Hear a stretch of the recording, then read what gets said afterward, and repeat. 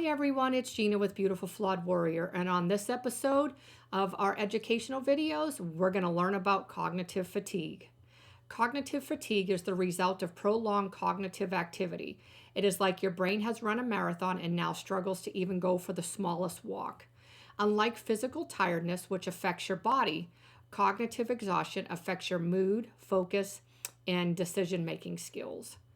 Physical fatigue is usually straightforward to diagnose and relatively simple to remedy with rest or good night's sleep. However, rest or sleep doesn't necessarily work the same with cognitive fatigue. You can wake up after a full 8 hours of sleep and still feel extremely exhausted. Think of cognitive fatigue as running out of a mental battery. At first, you might feel less alert and focused. Tasks that normally take minimal effort seem strenuous. You might also find that you're more forgetful, stressed, easily distracted, which means your window of tolerance has lowered and you're very irritable. All signs that your brain could use a break. If you don't know when to take a break, pushing through ongoing fatigue can lead to burnout, and you definitely don't want to have a burnout. Cognitive fatigue can disrupt your social life as you might withdraw from social engagements or find it challenging to invest emotionally in relationships. You also might feel disconnected from things that you once gave you pleasure, like going out with your friends and doing different things, being around people. It affects your relationships, hobbies, interest.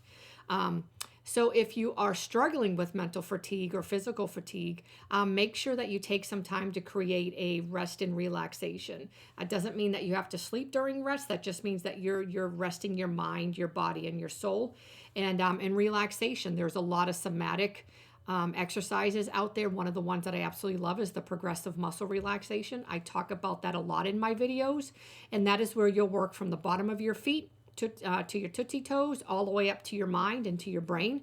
And it's just a matter of doing these tension release exercises that actually release the trapped trauma in your body. And they are very, very beneficial over time as you continue to do them and things. You'll notice that you have some less tense states within your body. And you'll notice you'll be able to move areas that parts of your body a lot better than you were before. So let's talk about the symptoms of cognitive fatigue. Recognizing mental fatigue is the first step towards reclaiming your mental fitness. So let's view some of the symptoms. The emotional symptoms of cognitive fatigue: anxiety. Anxiety is a heightened state of worry and stress, which can lead to panic disorder, panic attacks, and things like that. Feeling unmotivated. It doesn't mean that you're lazy. It just means that tasks that you used to enjoy now feel like a chore to you. Lack of concentration. Focusing on a single task becomes almost impossible. That's because your brain is overloaded. Your window of tolerance has been lowered. So you really have there's just really no window there for you to have the concentration span that you have because you're in that burnout stage. Getting easily angry or irritated. Even small things can make you lose your cool. And so that's a part of it too. Things that you enjoyed before, people that you enjoyed before may tick you off and cause you to be easily irritated, which again comes into that window of tolerance. Your window of tolerance can be lowered because now you can't tolerate a lot of anything because now you're in this cognitive fatigue. What are the physical symptoms? Sleep issues, difficulty falling asleep, staying asleep, or waking up throughout the night. Physical aches, unexplained muscle tension or headaches. Upset stomach, you're overeating, or you have loss of appetite. Unhealthy eating habits, gravitating towards comfort foods that might be high in sugars or unhealthy fat. We all usually, not all of us, but most of us will have emotional eating. And so that's where the unhealthy eating habits come into play. Identifying cognitive fatigue isn't always straightforward. Symptoms can vary from one person to the other and can also escalate during periods of stress. What complicates matters further is that these symptoms often mimic or coincide with other health issues. Perhaps unsurprisingly, anxiety and depression are particularly interwoven with cognitive fatigue.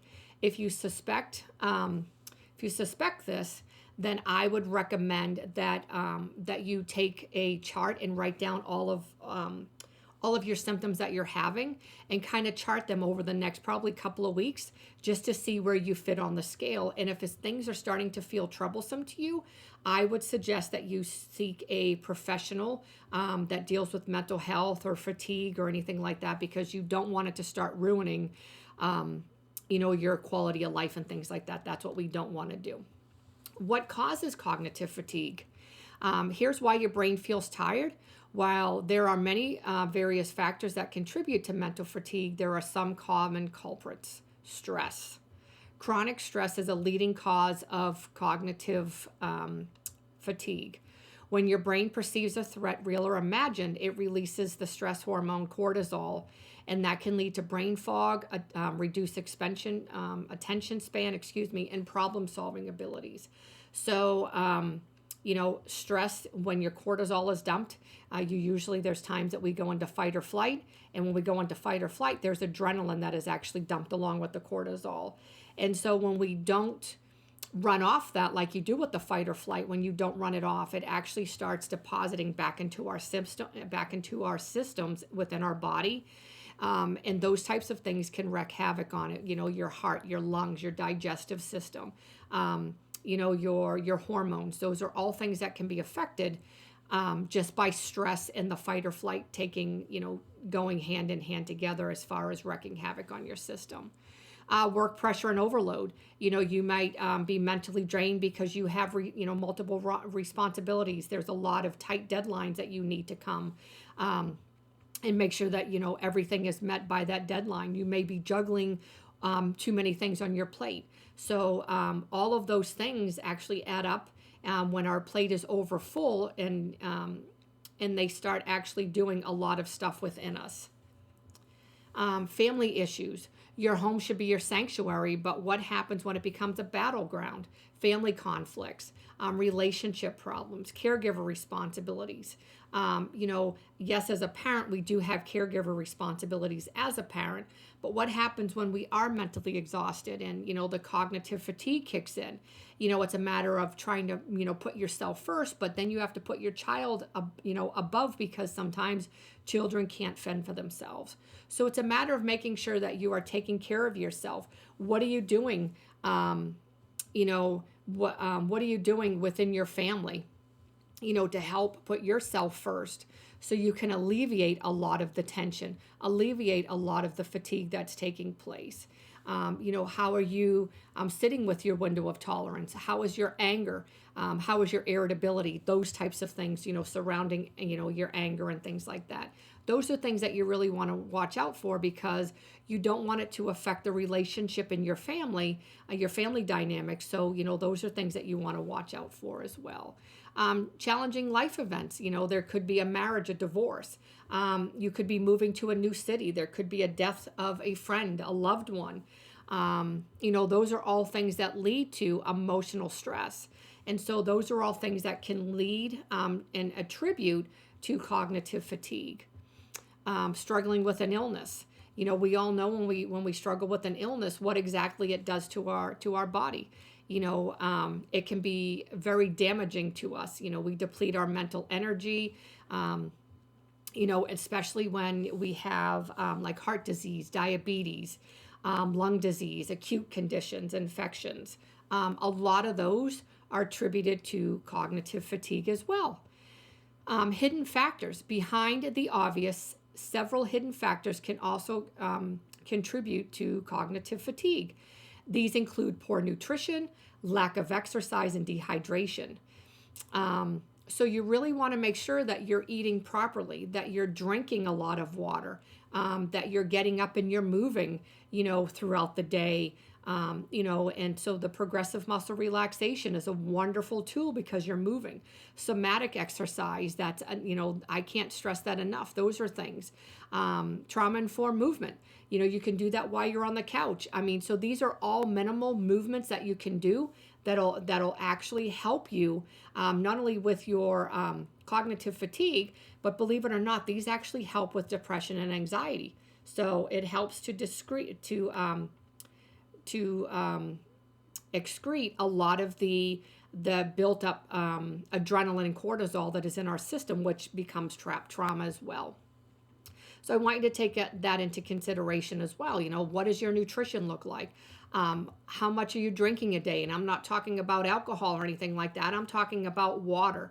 Because if you're drinking anything else, you're not going to be able to excrete your urine and get rid of all of those toxins and stuff in our body. So you really should be drinking half of your body weight in water a day to actually start getting rid of a lot of, flushing out your system and things like that as well.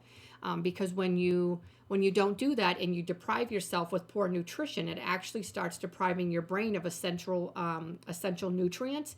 And then on top of that, what ends up happening is it affects your performance. And nobody wants that to happen. You don't really want to feel sluggish and feel overwhelmed in the ways that things are happening. We want you to feel better. So those are 3 of the things that you can do to really help enhance your cognitive fatigue. So let's look at 10 ways to overcome cognitive fatigue.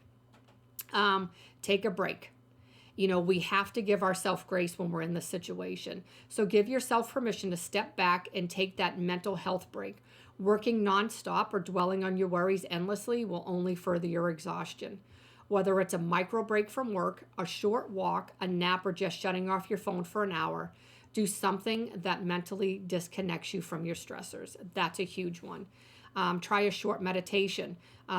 You can do mindfulness, breath work. There's prayer. There's meditating on the Word of God. There's so many different things that you can do. YouTube is great for simple guided meditations. You can do something like that. Number 3, double down on your sleep. A lack of good quality sleep can lead to a lack of good quality sleep can lead to physical and mental fatigue. Aim for at least 7 to 8 hours of sleep each night to give your mind the rest it deserves. Disrupted sleep patterns can mess with your internal clock and contribute to mental weariness. So stick to a regular schedule.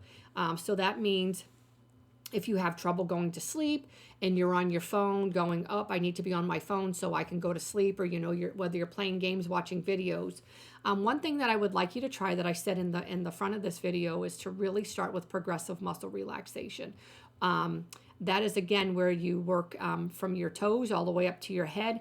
And it's a tension. You tense up and then you relax. And it really is amazing. The first time that I did it, I was sitting in my office on my other office chair that had no arms. And it's kind of funny. I almost fell off the chair because I was so relaxed. It literally took me a little bit to get up and move because I thought, next time I need to do this in bed or, in a recliner so I can actually sit there and relax. So it's recommended that you do it in the bed laying down because it does relax you. And so when you do it when you go to bed, I'm hoping that you will see a relaxation state. And you may have to do it once or twice before you get to that state of relaxation, and that's perfectly fine. Stay active. Again, you want to make sure that you're getting at least 20 to 30 minutes of activity a day. You can do somatic exercises. There can be guided. You could get up and walk around a little bit. Get up there's so many different things that you can do without really strenuously exerting yourself by trying to physically exercise at a higher intense level for 30 minutes. And when you do that, when you do the exercises and things like that, what you're going to notice, it's going to boost your mood and it's going to provide you with a dose of energy, which is really what we're trying to do here. Practice self-care. How many of you do not know what self-care is and you don't practice self-care at all? So self-care is really needed for all of us. That's where you literally put yourself first and say, you know what, I need to carve out time for me. I need to carve out time for me to go and grab that coffee that I wanted. I want to take that shower. I want to take that bath. I want to sit sit somewhere and just relax and unwind. And so those are things that we really want you to start doing. And just to make sure that you prioritize who you are.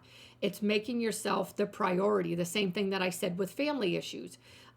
Your children, yes, your children do come first, but you need to make yourself a priority, because if you don't, how good are you to them if you're not practicing self-care? Remember, children mimic what they see, what they hear. So if you start practicing self-care and you become a better person and a better role model, can you see how that's going to it's going to mimic onto them, and they're going to see that and say, oh, what's mom, what's dad doing? Because apparently what they're doing is really working. So, hey, now it's something that I want to do. And, or same thing for husband and wife, significant others. You may be doing something, and then your significant other or your spouse catches on and says, hey, I want to do something like that as well. So it really does have a positive effect when you put yourself, your priority over others in the sense of self-care. It's taking care of yourself and putting yourself up higher, so you can literally revive yourself and get rid of the mental exhaustion that you truly have. Clear your space of clutter. Make sure that it's that you're not overwhelmed with the space, that your desk is clean, maybe your closets, whatever is really draining to you and maybe overwhelming to you. Just make sure you fix it up a little bit and make sure, make your safe space safe for you. I'm sorry, make your place safe for you and your space safe. So when you go there, it's decluttered, so then you don't have to worry about feeling overwhelmed and thinking, oh my goodness, like I have these papers all over the place and what am I supposed to do? Organization is key when it comes to helping fight and combat the fatigue that you're facing. Write down your thoughts. Sometimes your mind needs a safe place to go. And, and when we keep those thoughts, eventually what they're going to do is they're going to continue to ruminate in our mind. And which ruminating is just over and over and over. It's just like the circle of life. They're just going to keep going in a big, huge circle. And unless you start getting them out, then they can start turning into a cognitive distortion and flexible thinking, negative thinking, and that's not what we want to happen. And that can be easily done with cognitive fatigue because we're already drained, we're already heightened, and so our thoughts can start manifesting into things that we don't want them to do. And so it's best if you start journaling and writing these things down. What I have found is that at night, when we are trying to relax is when the brain will start coming up with all of these negative thinking and negative thoughts. So it may be beneficial for you just to have a pen and a piece of paper or a journal nearby that you can just write exactly what you're thinking. Write it down on paper, because a lot of times what ends up happening is what we write on paper, it literally helps to expel it from our brain, and hopefully it doesn't show up again because you're getting rid of it. So you can take that journal and you can keep it, or sometimes what some of my clients do is they take it and they rip it up and they throw it away. Or I have clients that take it, take the paper out of it that they've wrote on, and they file it in a locked box. And so that is telling their brain that those thoughts are locked up and never to be seen again. So sometimes that works, sometimes it doesn't, but you try what works for you and see if it works. Prioritize effectively and focus on one thing at a time. Usually what ends up happening is that we have 50 million things on our plate. So we try to prioritize, and then what ends up happening is we find out we're overwhelmed. So when you can prioritize effectively and focus on one thing at a time, it actually will cut down on the mental fatigue, the overwhelm, when you prioritize from what is most important to least important. And when you can do that, you literally start getting the things off your plate in a timely manner, because now you've learned effectively how to process what is important and what is not. Connect with supportive people. Having a strong support system is a must. Whether it's a family member, whether it's a coach, somebody positive and uplifting and supportive, non-judgmental that you can work with, that will listen to you. Somebody that will definitely, plug into you, give you the educational, the resources and things like that. Sometimes it's just a matter of having somebody listen to you just to kind of get things off your chest. Number 10 is seek professional help. If the cognitive fatigue starts interfering with your ability to function normally, it may be time to consult a professional. And I know some of us, the stigma surrounding mental health and things like that. A lot of us don't want to go seek professional help. But I will tell you, as a coach, it's something that, that 60% of medication is what you need. And then the other 40% of the help comes from a coach or a mental health professional. And so those two go hand in hand together. And what I love is that, you may only need the medication temporarily as you're working with your coach or your mental health professional.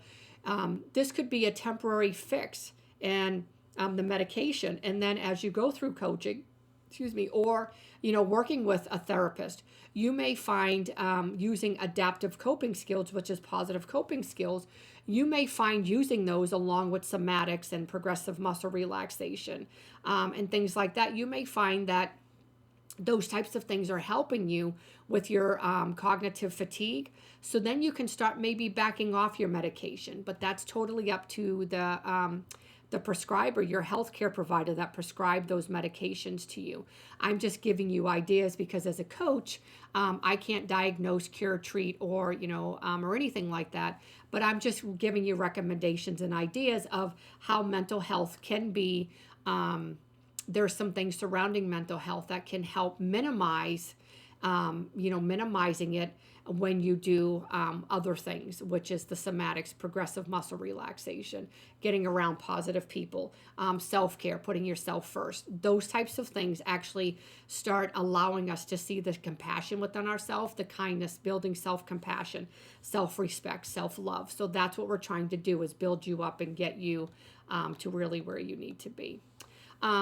So one of the questions I was asked was, how do you get rid of mental fatigue with, cognitive fatigue? Eliminating cognitive fatigue often involves a multi-pronged approach, including lifestyle changes like adequate sleep, regular exercise, and balanced nutrition. Mindfulness techniques such as meditation, what that does, it'll calm your mind. Progressive muscle relaxation calms your mind and your entire body. Somatics, like I said, trauma release exercises is another wonderful thing. Breath work is another wonderful thing, working with a breath work facilitator. You can get on YouTube, like I said, before. YouTube has a lot of guided meditations. Prayer works. Meditating on God's word, those are all things that work. And taking short breaks to relax can also offer relief as well. When we don't relax, again, we just allow all of this to pile on our plate. And then before you know it, we're overwhelmed. And then we become overwhelmed so much that it literally goes into this cognitive fatigue.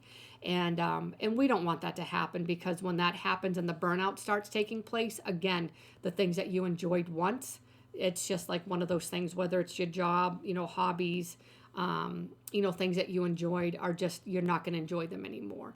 And so as a coach, going towards my youth mental health coaching as well, and then moving on into becoming a master Christian life coach. Some of the things that we have to look at is, the burnout rate.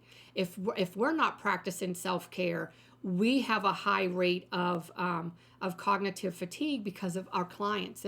There could be a lot of transference, which means that whatever the client displays, it's coming back on us. And so we have to make sure that we do a lot of self-care practices. So number one, we don't get burnout. And number two, what happens in sessions do not interfere and transfer into our lives, because when that happens, it can start wreaking havoc on our systems as well. And then we get burnt out, and it's like, I don't want to do coaching anymore. And so self-care, that is, that is one of the most effective things that you can do as well. And, taking care of yourself.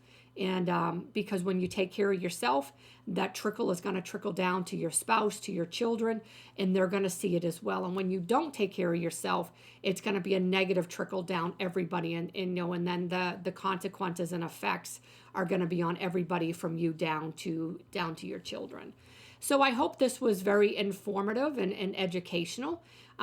Feel free to leave a comment if you have any comments, any questions. Please feel free to like, share, and subscribe to my page. There's always so many people out in the trauma community that don't share things like I do. So it's wonderful for me to be able to get out there and be able to educate a lot of people on on trauma and mental health and the correlation between them both, and just to educate you, my subscribers, on things that you can do as trauma survivors. Some of you are trauma survivors, some of you are mental health professionals. So it's wonderful to be able to share this experience and be able to share the education with you all, because as mental health professionals, we will be the change makers and the cycle breakers, and that's exactly what we're trying to do on this journey. So thank you guys, and I'll see you in the next video.